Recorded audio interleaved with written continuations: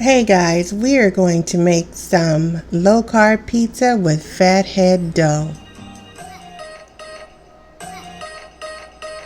Hey guys, it's Regina Cordell here, and I am here making the famous Fathead dough pizza for another version of a low carb pizza. I'm starting with 2 beaten eggs, stirred well, and then I'm adding the cheese.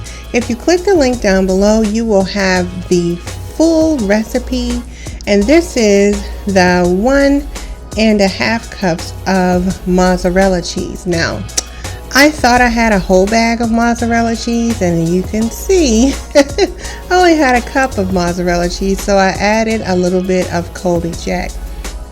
I'm adding the cream cheese now, but I need to soften it a little bit because I think it'll just mix a little bit better. So I'm putting that in the microwave to mix, and then I'll add it to the mixture.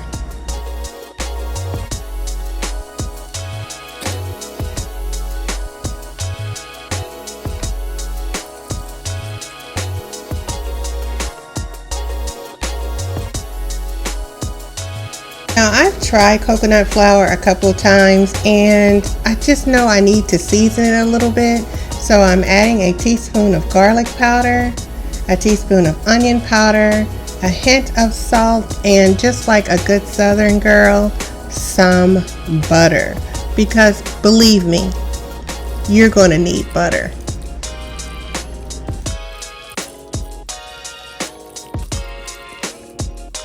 Alright, it's time to add the coconut flour. Now, I did misread the original recipe as I was trying to adapt the recipe, and I think I put in 1.5 cups of coconut flour, and that's way too much. I only need 1 cup of coconut flour. So you'll see that my dough is just a little large.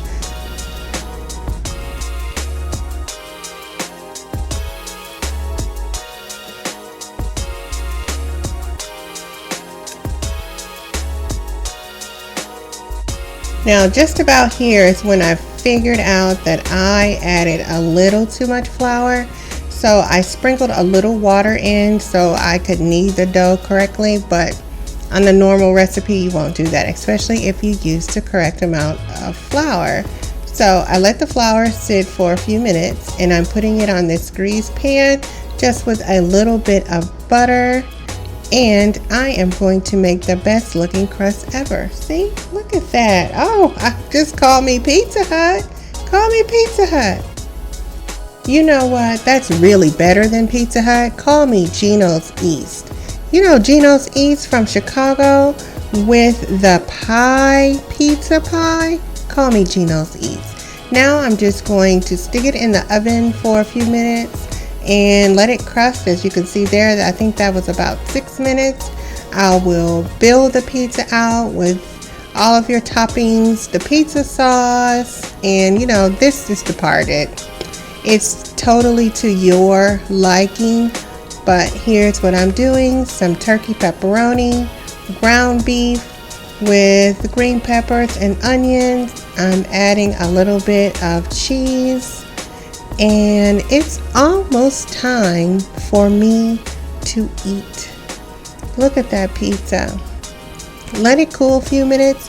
It cuts very well. It holds the toppings without falling apart like some of those cauliflower crusts can do. So I definitely suggest that you try this option because you will be in pizza heaven.